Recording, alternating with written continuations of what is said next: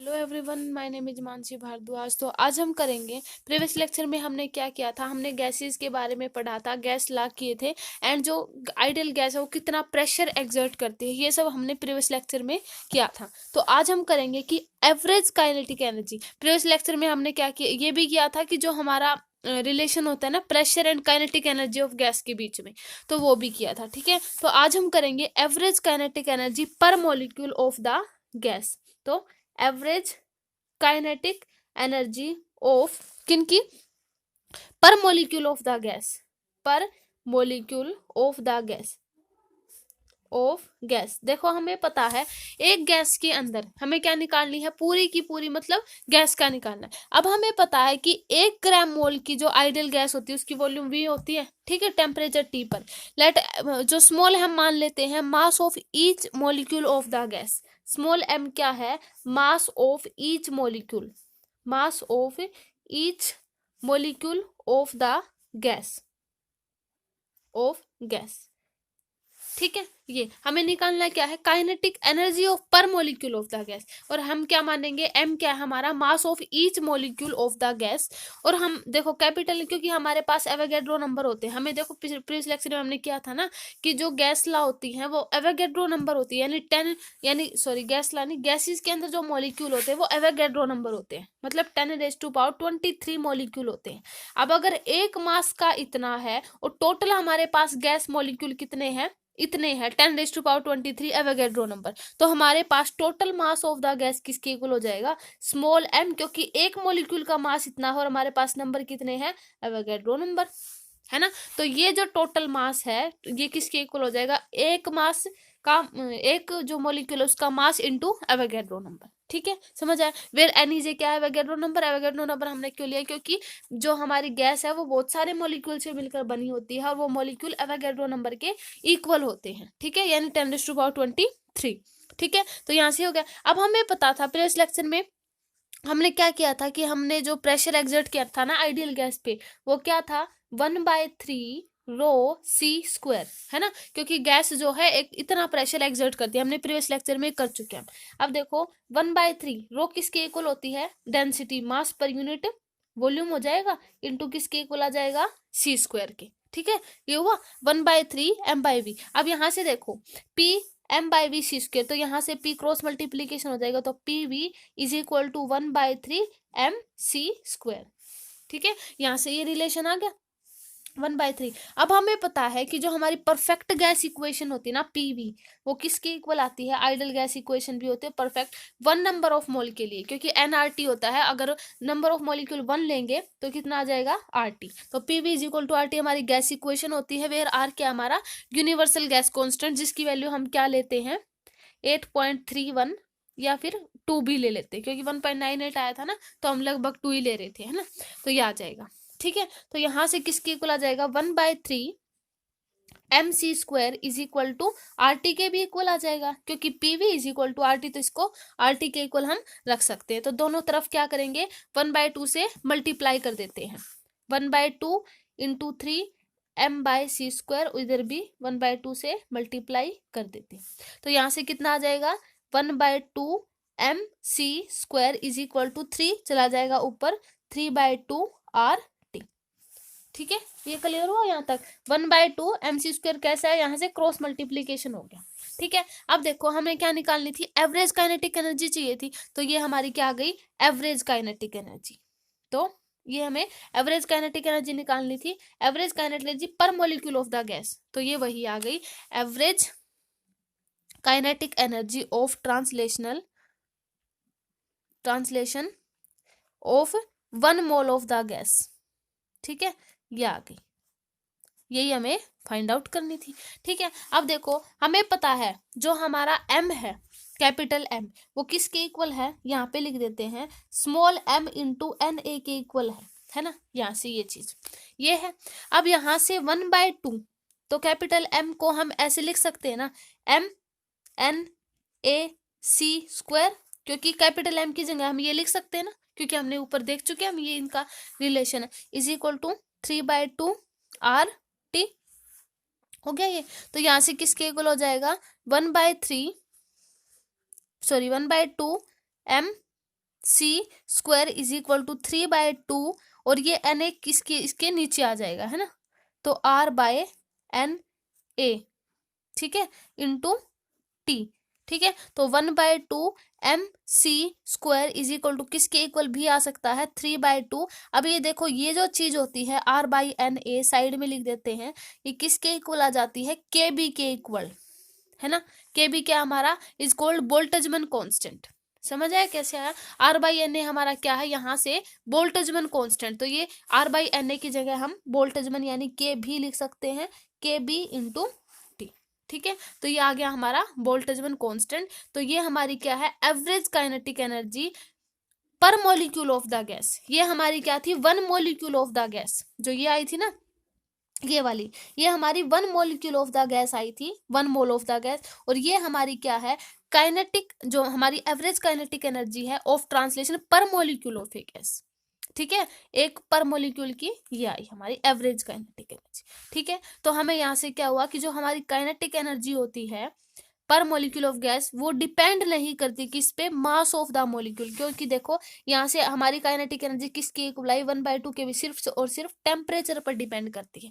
तो हमारा जो मॉलिक्यूल का मास कितना ही हो वो कभी भी उसकी काइनेटिक एनर्जी पर डिपेंड नहीं, काइनेटिक एनर्जी उसके मास पर डिपेंड नहीं करेगी, ऑलवेज किस पे करेगी टेम्परेचर पे, ठीक है। तो वो हमेशा क्या होती है टेम्परेचर डिपेंडेंट होती है, ना वो प्रेशर पर डिपेंड करती है ना वो वॉल्यूम पर डिपेंड करती है, ठीक है, सिर्फ और सिर्फ टेम्परेचर पर डिपेंड करती है। तो यहाँ से जो हमारी एवरेज काइनेटिक एनर्जी आई पर मॉलिक्यूल ऑफ द गैस, यहाँ से क्या कंक्लूजन निकला कि हमारी एवरेज काइनेटिक एनर्जी जो मॉलिक्यूल की होती है वो ना तो जो हमारा मॉलिक्यूल होता है उसके प्रेशर पर डिपेंड करती है, ना ही हमारे मॉलिक्यूल की वॉल्यूम पर डिपेंड करती है। समझ आया, ठीक है, तो ये था हमारा एवरेज काइनेटिक एनर्जी पर मॉलिक्यूल ऑफ द गैस।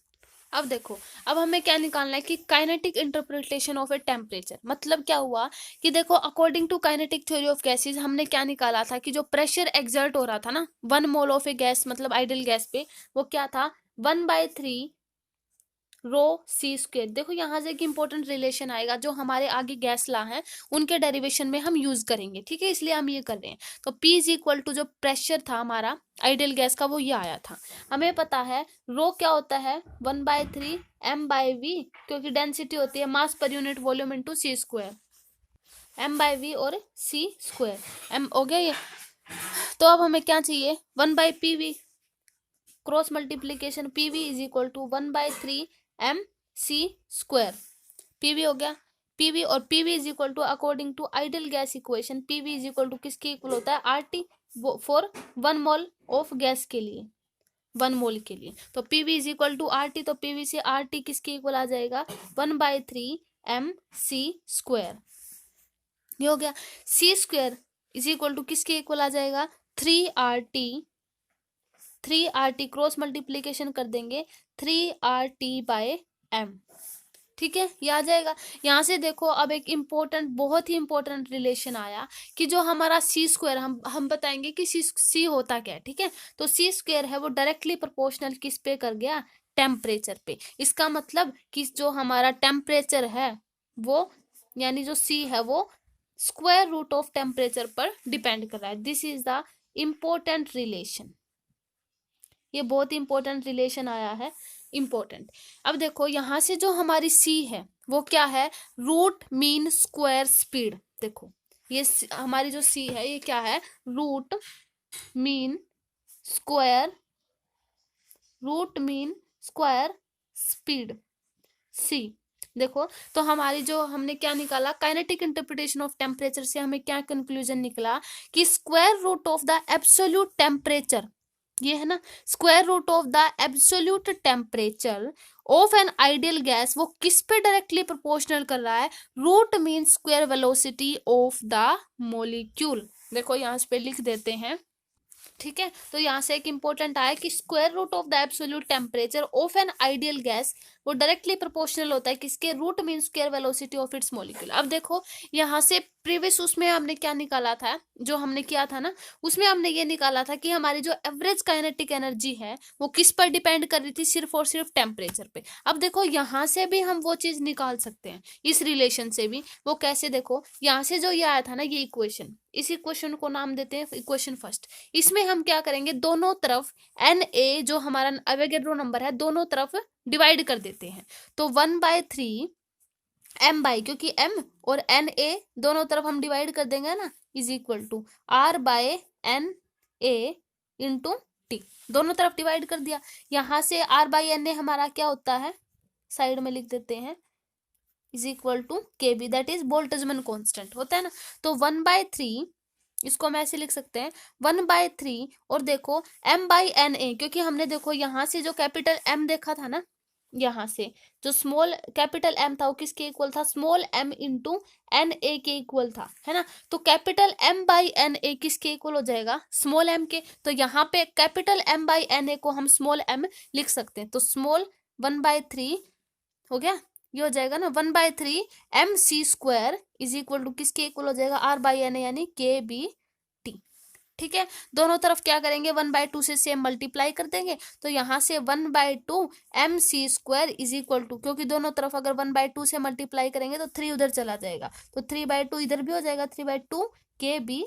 देखो यहाँ से वही रिलेशन आ गया ना कि हमारी जो एवरेज काइनेटिक एनर्जी होती है वो टेम्परेचर डिपेंडेंट ही होती है।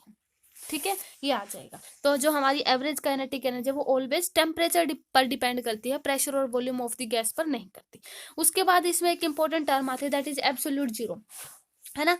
तो एब्सोल्यूट जीरो में हम सिंपल ऐसे देख लेते हैं कि एब्सोल्यूट जीरो क्या होता है, एक वो टेम्परेचर होता है जहां पर हमारी जो रूट मीन स्क्वायर स्पीड है ना, मतलब c, है ना, वो रिड्यूस टू 0 हो जाए। मतलब आया कैसे समझ में, कि हमारा जो c² है ना, मतलब हमारी जो रूट मीन स्क्वायर स्पीड ही होती है c², इसकी जो वैल्यू है, एक ऐसा टेम्परेचर होता है हमारा एब्सोल्यूट जीरो, एक ऐसा टेम्परेचर होता है जहां पे हमारी जो ये रूट मीन स्क्वायर स्पीड की वैल्यू है वो रिड्यूस टू 0 हो जाए, है ना। या फिर हम ऐसे कह सकते हैं कि उनकी मोशन सीज हो जाती है, सीज मतलब रुक जाती है, तो वो हमारा क्या होता है, एब्सोल्यूट जीरो।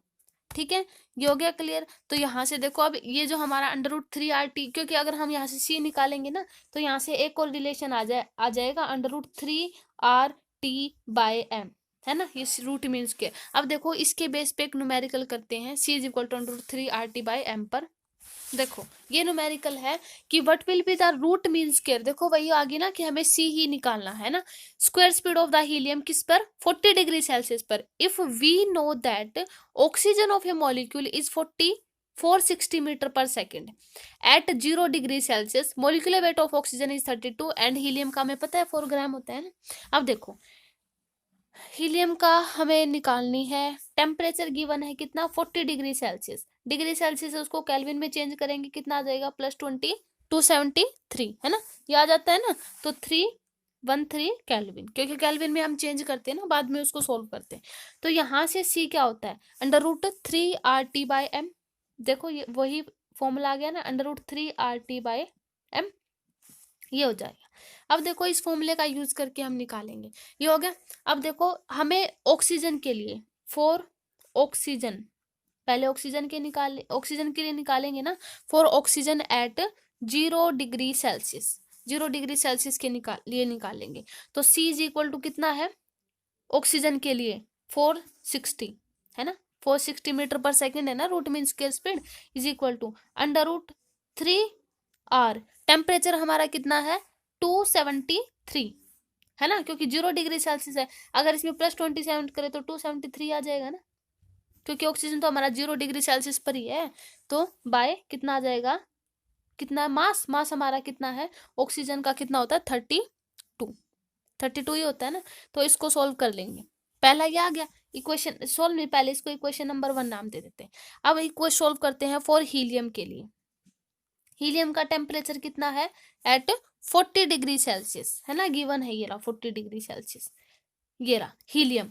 तो 40 डिग्री सेल्सियस के लिए अब निकालेंगे √3R, और T हमारा कितना था 313, ये निकाला था ना टेम्परेचर, 313 बाई मास कितना हीलियम का 4 हो जाएगा, है ना।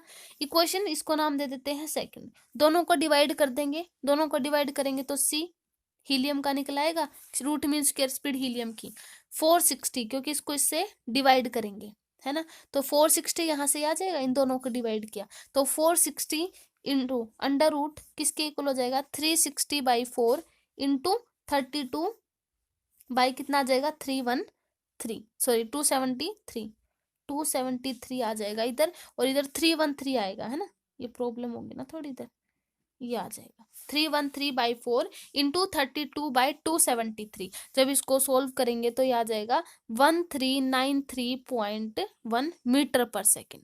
हमें क्या निकालनी थी, रूट मीन स्क्वायर स्पीड निकालनी थी हीलियम की, है ना, तो ये ही वो आ जाएगी। ठीक है, तो इस टाइप के न्यूमेरिकल है जो हम ऐसे सोल्व कर लेते हैं इस फॉर्मूले का यूज करके, रूट मीन स्क्वायर स्पीड का फॉर्मूला है ये। ठीक है, अब देखो नेक्स्ट हम करते हैं derivation of A gas law. ठीक है, जो कि बहुत ही इंपॉर्टेंट है। देखो हमने प्रीवियस लेक्चर में क्या किया था, गैस लॉ किए थे, है ना, बोयल्स लॉ था, चार्ल्स लॉ था, डाल्टन लॉ था, गेलुसेक लॉ, अलग अलग लॉ किए थे हमने। ठीक है, अब देखो अब हम उनका डेरिवेशन करेंगे काइनेटिक थ्योरी ऑफ गैसेस से। देखो सबसे पहला आया था हमारा बोयल्स लॉ, है ना। बोयल्स लॉ ने क्या कहा था, बोयल्स लॉ ने ये कहा था अगर हम temperature of a gas constant रख दें, है ना, अगर टेम्परेचर को हम कांस्टेंट रख दे तो वॉल्यूम जो है वो इनवर्सली रिलेट कर जाएगी प्रेशर के साथ। यानी यहां से ये रिलेशन दिया उसने कि volume is inversely proportional to the pressure at temperature is a constant, अगर हम टेम्परेचर को कांस्टेंट रखें, ये ला दिया था। ठीक है, अब हम इसका डेरिवेशन करेंगे किससे, काइनेटिक थ्योरी ऑफ गैसेस से। इसका मतलब ऐसे भी आया ना कि PV is equal to constant, इससे ये भी रिलेट हो गया पीवी, क्योंकि अगर ये हो गया पीवी इज इक्वल टू 1 यानी कांस्टेंट, तो PV is equal to constant, इससे ये रिलेशन भी आया था, है ना। अब हमें इसका डेरिवेशन करना है किससे, काइनेटिक थ्योरी ऑफ गैसेस से। अब हमें पता है काइनेटिक थ्योरी ऑफ गैसेस में प्रेशर हमारा किसके इक्वल आया था, 1/3 m/v/c², यानी ρ/c² आया था ना। रो हमारी क्या होती है, डेंसिटी, डेंसिटी क्या होती है, मास पर यूनिट वॉल्यूम। ठीक है, तो यहाँ से पीवी किसके इक्वल आ जाएगा, PV is equal to 1/3 mc², इसके इक्वल आ जाएगा पीवी इज इक्वल टू। अब हमें पता है कि पीवी जो है वो देखो डायरेक्टली रिलेट कर गया किससे, c² से, ये आ गया ना। ठीक है, ये हो गया। अब according to kinetic interpretation of temperature c² जो होता है, देखो हमने जो प्रीवियस में किया था ना काइनेटिक इंटरप्रिटेशन, c² वो डायरेक्टली प्रोपोर्शनल आया था ना टेम्परेचर के। देखो मैंने पहले इसीलिए करवाया था कि यहाँ से वो क्लियर हो जाएगा, क्योंकि c² डायरेक्टली प्रोपोर्शनल करता है टेम्परेचर के, है ना। तो यहाँ से हम कह सकते हैं कि पीवी जो है हमारा डायरेक्टली प्रोपोर्शनल किसके आ जाएगा, टेम्परेचर के, क्योंकि इस रिलेशन से हो गया ये। तो यहां से क्या आया कि टेम्परेचर अगर कांस्टेंट है तो पीवी भी कांस्टेंट होगा, विच इज बोयल्स लॉ। समझ आया, हो गया ये। तो ये भी इसका मतलब देखो पीवी ये कांस्टेंट था ना एक टाइप से, c² टेम्परेचर के इक्वल था, टेम्परेचर हमारा कांस्टेंट है ही, और यही हमें क्या कहता है, बोयल्स लॉ। तो ये हमारा फर्स्ट डेरिवेशन आया बोयल्स लॉ का अकॉर्डिंग टू काइनेटिक थ्योरी का यूज करके। ठीक है, सेकंड हम करते हैं चार्ल्स लॉ, चार्ल्स लॉ। अब देखो चार्ल्स लॉ ने क्या कहा था कि इसने ये कहा था कि pressure of a certain mass of gas, अगर हम प्रेशर को कांस्टेंट रख दें किसी भी गैस के प्रेशर को, तो क्या होगा कि वॉल्यूम जो है हमारी गैस की वो डायरेक्टली प्रोपोर्शनल हो जाएगी टेम्परेचर की। ये चार्ल्स लॉ ने बताया था। तो यहां से हमारा उसने क्या रिलेशन दिया, एट कांस्टेंट प्रेशर पे वॉल्यूम डायरेक्टली प्रोपोर्शनल हो जाएगी टेम्परेचर। ठीक है, अब according to kinetic theory of gases pressure किसके इक्वल होता है, 1/3 m/v/c², ये हो जाता है। ठीक है, तो यहां से हम कैसे लिख सकते हैं कि v, अगर हम v इधर से निकालें तो 1/3, देखो v उधर जाएगा p नीचे आ जाएगा, तो m/p/c² हो जाएगा, हो गया यहाँ से। तो यहाँ से हमें पता है according to kinetic theory of interpretation c² directly proportional था टेम्परेचर पर, c² है इसको, इसका मतलब हम टेम्परेचर यहाँ पे लिख सकते हैं ना। तो यहाँ पे हमारा v जो है डायरेक्टली प्रोपोर्शनल हो गया c² के, दिस इंप्लाइज हमारा v जो है डायरेक्टली प्रोपोर्शनल हो गया टेम्परेचर पे, बिकॉज ऑफ हम लिख देते हैं c² जो है काइनेटिक ऑफ इंटरप्रिटेशन, क्योंकि हमने प्रीवियस में किया था ना ये, तो पहले ये इसीलिए करवाया था। तो यहाँ से जो हमारा v है वो किसके डायरेक्टली प्रोपोर्शनल हो गया, टेम्परेचर पे, यही हमारा क्या था, चार्ल्स लॉ। ठीक है, अब हम करते हैं गेलुसेक लॉ। देखो ये जो ला है ये मैंने प्रीवियस लेक्चर में नहीं करवाई, ये मैं भी करवा देती हूँ कि जो इसने गेलुसेक ला ने क्या कहा था, गेलुसेक ने ये कहा था, इसको हम रोल्स ला भी बोलते हैं, है ना। उसने ये कहा था अगर हम किसी भी वॉल्यूम जो है गैस की, अगर हम उस वॉल्यूम को कांस्टेंट रख दें, ठीक है, वॉल्यूम को कांस्टेंट रखने पर जो हमारा प्रेशर है वो डायरेक्टली प्रोपोर्शनल हो जाएगा टेम्परेचर के। ये हमारा था गेलुसेक ला, ये प्रीवियस लेक्चर में मैंने नहीं करवाया था, ठीक है। तो गेलुसेक ला में क्या कहता है कि अगर हम किसी गैस की वॉल्यूम को कांस्टेंट रख दें तो हमारा जो प्रेशर है वो डायरेक्टली प्रोपोर्शनल होता है टेम्परेचर पर, ठीक है। एट, देखो साइड में लिख देते हैं, एट वी इज कांस्टेंट, यानी वॉल्यूम इज कांस्टेंट, ठीक है। ये होता है हमारा गेलुसेक ला। अब इसको हम प्रूव करेंगे किससे, by kinetic theory of gases से। अब पी हमें पता है क्या होता है, 1/3, है ना, m बाय वी रो होता है ना, तो हम इसको ऐसे लिख देते हैं क्योंकि हमें प्रूफ चाहिए ना। ये हो गया for a given mass of ideal gas at a constant volume, तो कांस्टेंट वॉल्यूम पे p है वो डायरेक्टली प्रोपोर्शनल हो गया ना c² के, ये हो गया p directly proportional to c²। But c² क्या है अकॉर्डिंग टू काइनेटिक, देखो वो काइनेटिक थ्योरी ऑफ जो इंटरप्रिटेशन जो मैंने प्रीवियस में किया था, इससे जो जस्ट पहले करवाया था इन ला से, वो देखो कितनी बार यूज हो रहा है, इसलिए वो इंपॉर्टेंट है। तो यहाँ से c² डायरेक्टली प्रोपोर्शनल कर गया टेम्परेचर पर, तो हमारा p जो है डायरेक्टली प्रोपोर्शनल हो गया टेम्परेचर पर। ये हमारा था गेलुसेक ला, एट ए कॉन्स्टेंट वॉल्यूम पर प्रेशर डायरेक्टली प्रोपोर्शनल हो जाता है टेम्परेचर के, ठीक है। और अब हम करते हैं perfect gas equation, perfect gas equation, इसको भी काइनेटिक थ्योरी से ही प्रूव किया गया था, ठीक है। Perfect gas equation, perfect gas हमें पता है हमारी क्या होती है, PV is equal to R T होती है। अब देखो वो देखेंगे कैसे आई, according to kinetic theory of gases pressure is equal to 1/3, देखो ये बहुत बार यूज हो रहा है, m/v c², तो ये बहुत इंपॉर्टेंट है, ठीक है। तो m/v c², तो पीवी किसके इक्वल हो जाएगा, 1/3 mc², ठीक है, ये हो जाएगा। अब यहाँ से पीवी है वो किसके इक्वल हो गया, डायरेक्टली प्रोपोर्शनल कर गया ना c² पर। अब according to kinetic theory of interpretation c² is directly proportional to temperature आया, तो पीवी इज डायरेक्टली प्रोपोर्शनल किसके इक्वल हो गया, टेम्परेचर के, है ना। तो पीवी इज इक्वल टू, इस प्रोपोर्शनैलिटी का साइन हटाकर हम क्या लिख सकते हैं, PV is equal to R T, where R is the gas constant, universal gas constant, जिसकी वैल्यू हम अलग अलग लेते हैं, 8.31 भी ले लेते हैं या फिर 2 भी ले लेते हैं, है ना। तो ये आ जाएगी, ये हमारी क्या थी, आइडियल गैस इक्वेशन, यानी इसको हम परफेक्ट गैस इक्वेशन भी बोलते हैं, ठीक है। तो ये आ गई थी हमारी परफेक्ट गैस। अब देखो इसी से जो हमारी काइनेटिक थ्योरी ऑफ गैसेस है ना, इसी से एवोगैड्रो लॉ भी प्रूव किया गया, ठीक है। एवोगैड्रो लॉ देखो, अब देखो हमारा एवोगैड्रो लॉ आता है फिफ्थ, वो ये क्या कहता है एवोगैड्रो लॉ, ये भी मैंने प्रीवियस में नहीं किया था, तो अब मैं जो करवा रही हूँ, इन्होंने नया जो है अब हम नया करवा रहे हैं, ठीक है, नए लाइए उधर, प्रीवियस में मैंने ये नहीं करवाया। एवोगैड्रो लॉ क्या कहता है कि it states that equal volume of all gases, है ना, under identical condition of temperature and pressure, यानी इन्होंने ये कहा कि टेम्परेचर और प्रेशर की अगर सेम कंडीशन हो, ठीक है, इक्वल वॉल्यूम पर, तो इक्वल नंबर ऑफ मोल्स होते हैं हर एक गैस में। इन्होंने ये कहा कि इक्वल वॉल्यूम पर अगर आइडेंटिकल कंडीशन हो किसकी, टेम्परेचर एंड प्रेशर की, तो सेम नंबर ऑफ मॉलिक्यूल होते हैं, यानी उन्होंने ये कहा N1 is equal to N2, अगर अलग अलग गैसेज हैं, अगर उनकी कंडीशन क्या है, सेम टेम्परेचर है, सेम प्रेशर है, कांस्टेंट वॉल्यूम पर, तो उनके अंदर N1 is equal to N2, यानी नंबर ऑफ मॉलिक्यूल इक्वल होंगे, ये कहा।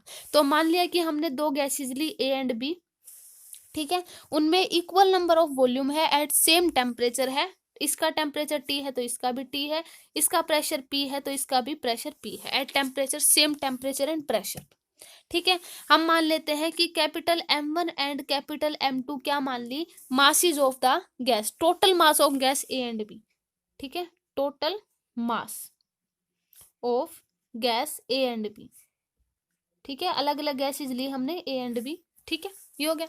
अब क्या आया कि C1C अलग अलग गैस है तो उनकी रूट मीन स्क्वायर स्पीड भी हम इक्वल मानेंगे, तो C1C जो हमारी गैस मॉलिक्यूल की A एंड B इक्वल नहीं अलग अलग मानेंगे ना, इक्वल थोड़ी होती है, गैस के मॉलिक्यूल की हर एक की स्पीड अलग अलग होती है, ठीक है, हम सेम नहीं मान सकते उनमें, टेम्परेचर और प्रेशर सेम, ये तो एवोगैड्रो ने अपने लॉ में बताया था कि टेम्परेचर और प्रेशर सेम होने चाहिए, ठीक है।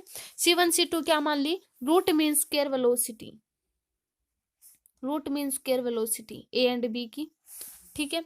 और कैपिटल M1 एंड M2 क्या मान लिया, mass of each molecule of gas A and B. ये तो capital M1 M2 total mass था, स्मॉल M1 M2 क्या माना, number of molecule, sorry mass of each molecule of gas, mass of each molecule of gas A and B, of gas A and B, ठीक है। ये सारे junctions माननी थी उन्होंने। N1 N2 क्या मानना, N1 N2 is equal to क्या मानना number of molecule of gas A and B, number of molecule of gas A and B, A and B, ठीक है। N1 N2 number of molecule मान लिए।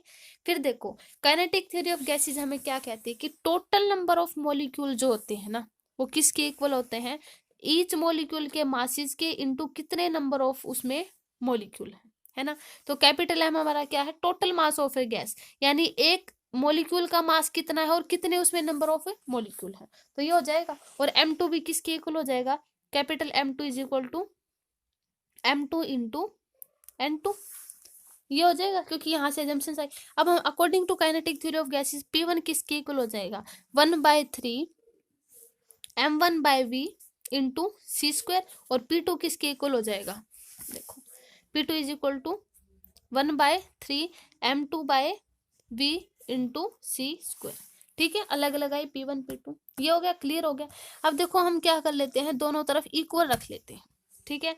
तो 1/3 M1 C1² अलग अलग लेंगे ना, सेम क्यों ले लिए इनको, C1 C2 लेंगे by V is equal to 1/3 M2/V C2 का स्क्वायर, दोनों को इक्वल ले लिया। तो यहाँ से क्या है, 3V से कैंसिल, तो M1 C1 का square is equal to M2 C2 का स्क्वायर, यहाँ से ये आ गया रिलेशन।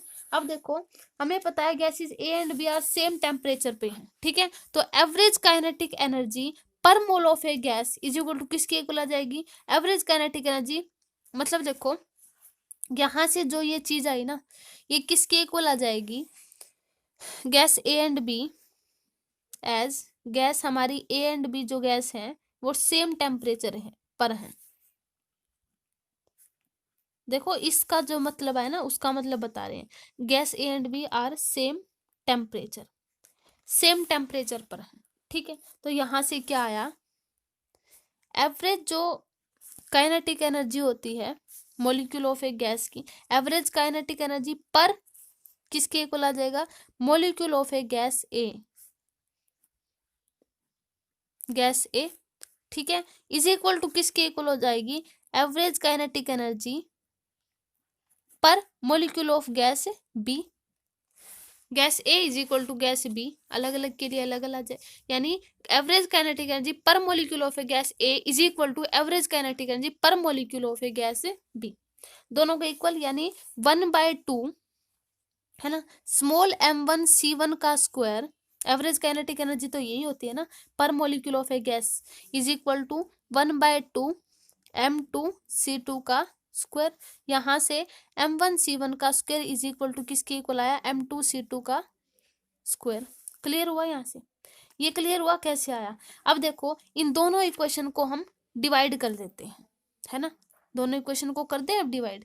देखो 1/2 सॉरी M1 C1 का square by small M1 C1 का स्क्वायर, M2 C2 का स्क्वायर बाय, दोनों इक्वेशन को कर देंगे डिवाइड, तो M1 C1 का square by small M1 C1 का square is equal to capital M2 C2 का square by small M2 C2 का स्क्वायर। आए यहाँ से, ये क्लियर हो गया कैसे आएगा, ये हो गया। अब हम क्या करते हैं, इस जो कैपिटल M है इसको हम M इंटू N कर सकते हैं, तो स्मॉल M1 N1 C1 का स्क्वायर बाय M1 C1 का स्क्वायर इज इक्वल टू, इसको भी हम लिख सकते हैं M2 N2 लिख सकते हैं, और C2 का square by small M1 C1 का स्क्वायर, C2 का स्क्वायर आ जाएगा ना, ये हो जाएगा। तो यहाँ से देखो, इससे जब हम कैंसिल कर देंगे इसको, इन दोनों को, इससे भी ये सॉरी M2 आएगा ना, इससे ये, तो यहाँ से क्लियर हो गया ना, N1 is equal to N2। यही हमारा क्या था, एवोगैड्रो लॉ, कि सेम टेम्परेचर एंड प्रेशर पे अगर दो गैसेज हैं तो उनमें इक्वल नंबर ऑफ मॉलिक्यूल होंगे। ठीक है, यही हमारा क्या था, एवोगैड्रो लॉ, यही हमें प्रूव करना था बाय किससे, काइनेटिक थ्योरी ऑफ गैसेस से। उसके बाद आया था हमारा Graham's law of diffusion. Graham's ने क्या कहा था कि जो हमारा रेट ऑफ डिफ्यूजन होता है दो गैसेस का, वो इनवर्सली प्रोपोर्शनल होता है square root of their density. समझ आया कैसे, मतलब देखो जो डिफ्यूजन होता है ना, डिफ्यूजन वो square root of their density, यानी ये ला उन्होंने दिया था, ये डेंसिटी है, तो स्क्वायर रूट ऑफ देयर, ये स्क्वायर रूट, मतलब ये क्या आया कि डिफ्यूजन ने कहा, मतलब इनवर्सली, यानी उनके बीच में जो डिफ्यूजन होता है ना आर, वो इनवर्सली प्रोपोर्शनल होता है square root of their density के। तो हमने क्या, इसमें भी हम वही मानेंगे, दो गैसेज मान ली ए एंड बी। ठीक है, ए एंड बी हम दो गैसेज मान लेते हैं, उनकी मतलब डिफ्यूजिंग हो रहा है उन दोनों में। ठीक है, लेट रो1 रो2 उनकी देयर डेंसिटी है, C1 C2 उनकी respective root mean square velocity है। ठीक है, अकॉर्डिंग टू, देखो लिख देते हैं, ए एंड बी दो गैसेज हैं, ए एंड बी डिफ्यूजिंग हो रहा है उन दोनों के बीच में, लेट रो1 एंड रो2 क्या है उनकी रिलेटिव, मतलब उन सॉरी रिलेटिव नहीं, डेंसिटी, रिलेटिव नहीं कह सकते हम, densities of gases rho one and rho two. ठीक है, C1 C2 क्या मान ली, root mean square velocity of gases.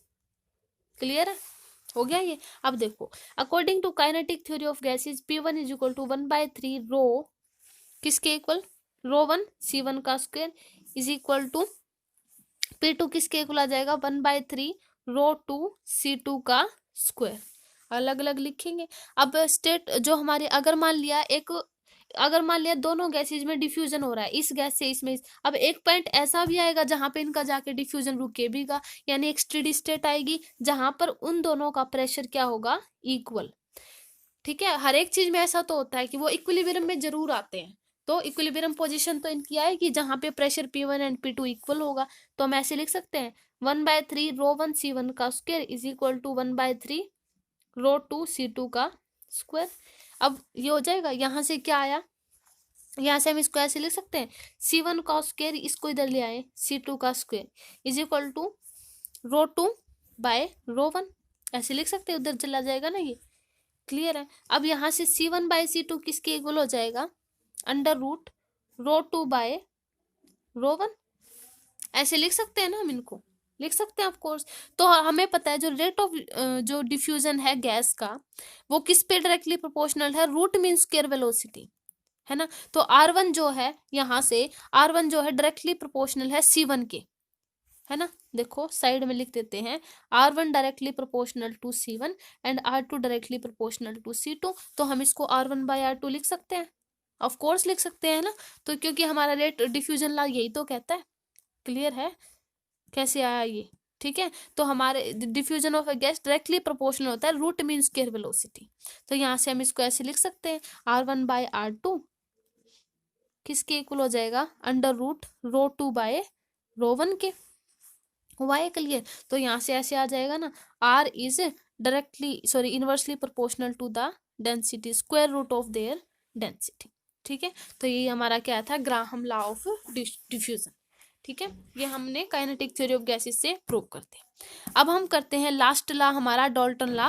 Dalton law ने हमें मतलब इसने काइनेटिक थ्योरी का यूज करके कैसे प्रूव किया, ये हमारा डाल्टन लॉ है। देखो डाल्टन लॉ मैं प्रीवियस में करवा चुकी है, अब बता देती हूँ कि ये हमें क्या कहता है कि डाल्टन लॉ ने क्या कहा था कि जो टोटल प्रेशर एक्सर्ट होता है ना, अगर हम मान लिया मिक्सचर ऑफ गैसेज ले अलग अलग, मान लिया उनमें N1 N2 N3 मतलब n नंबर ऑफ मॉलिक्यूल है ना, तो उनका जो टोटल प्रेशर एक्सर्ट होता है ना मिक्सचर ऑफ गैसेज का, वो किसके इक्वल होता है, sum of the partial pressure of each. मतलब उन्होंने ये दिया था कि total pressure P total is equal to किसके इक्वल आ जाता है, P1 प्लस P2, यानी उनके पार्शियल प्रेशर के सम के इक्वल आ जाता है। ठीक है, यानी हमें फाइनली ये प्रूव करना है। क्लियर है। अब हम क्या मानेंगे, कंसीडर करेंगे कि number of non reactive ideal gas का मिक्सचर ले लिया हमने, ठीक है, मिक्सचर ले लिया तो अलग अलग मान लिया N1 N2 N3 क्या है, मान लिया number of molecule of different gases, number of molecule of different gases,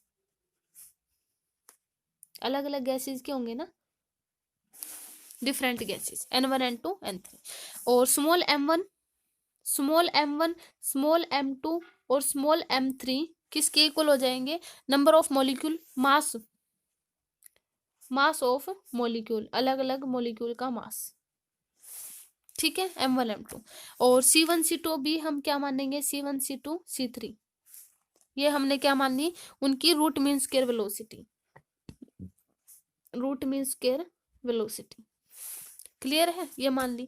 P1 P2 हम क्या मान लेते हैं, P1 P2 और P3 उनका पार्शियल प्रेशर मान लेते हैं, पार्शियल प्रेशर,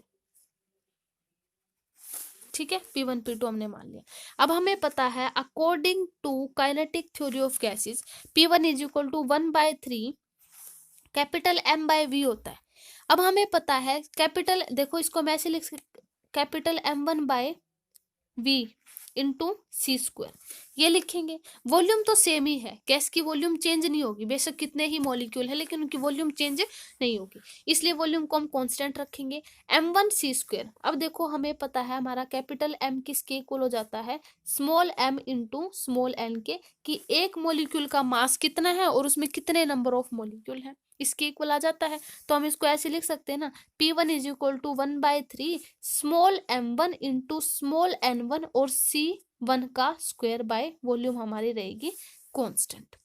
एक मॉलिक्यूल का प्रेशर ये हो गया, सेकंड मॉलिक्यूल का प्रेशर भी यही होगा 1/3 बस small m2 into small n2 और C2 का स्क्वायर बाय वॉल्यूम P, और Pn तक प्रेशर यही रहेगा हमारा, यानी P1 टू P3 P2 और P3 का किसके इक्वल आ जाएगा, M3 N3 C3 का स्क्वायर, ठीक है। तो अगर हम अब इन तीनों प्रेशर को जोड़ दें, P1 plus P2 plus P3, है ना, क्योंकि n नंबर ऑफ मॉलिक्यूल है तो अलग आगे तक जोड़ते हैं, तो किसके इक्वल हो जाएगा 1/3 स्मॉल m1 n1 C1 का square by V plus 1/3 m2 n2 C2 का square by V plus 1/3 m3 n3 small m है ये, ठीक है, C2 का स्क्वायर बाय V,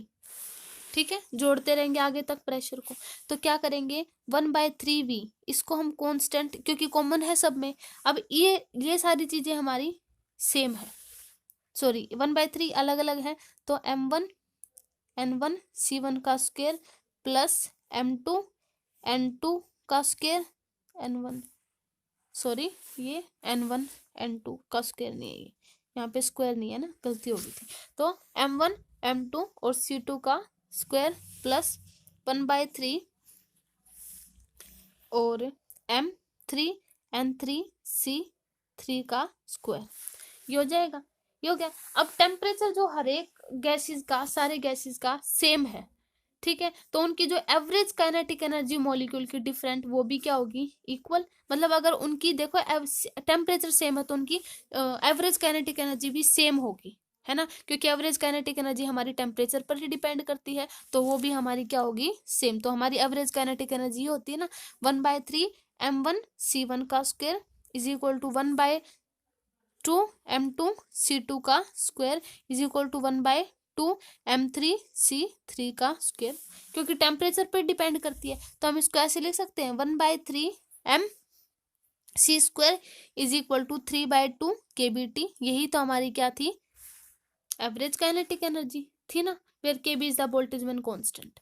यहाँ से क्लियर हुआ कैसे हुआ, क्योंकि देखो m1 C1 का स्क्वायर, इन चीजों को, ये जो आई थी ना m1 C1 square m2 C3, इन्होंने, हमने इनको क्या माना, up to m number of molecule के लिए 3 kBT मान लिया, क्योंकि ये हमारी क्या है, काइनेटिक यानी एवरेज काइनेटिक एनर्जी है, ठीक है, तो हम इसको कैसे लिख सकते हैं, ये जो हमारी इक्वेशन आई है m1c1 का स्क्वायर m2c2 का स्क्वायर, इसको हम इक्वेशन नंबर किस में रख देंगे, जो हमारी p1 p2 ये वाली इक्वेशन थी, है ना, p1 p2 p3 में, क्योंकि ये वाली चीज हमने 3/2 के लिए ली, तो ये यहाँ से कितना आ जाएगा इस इक्वेशन से 1/3v 1/3v ये हो गया, है ना, इसमें रख दिया हमने, तो n1 n1 plus n2 up to so on n3 up to so on तक कितना आ जाएगा इंटू एम सी स्क्वायर, क्योंकि 1/2 एम सी स्क्वायर है, number of molecule n1 n2 n3 ले लिया अलग अलग और एम सी स्क्वायर आ गया।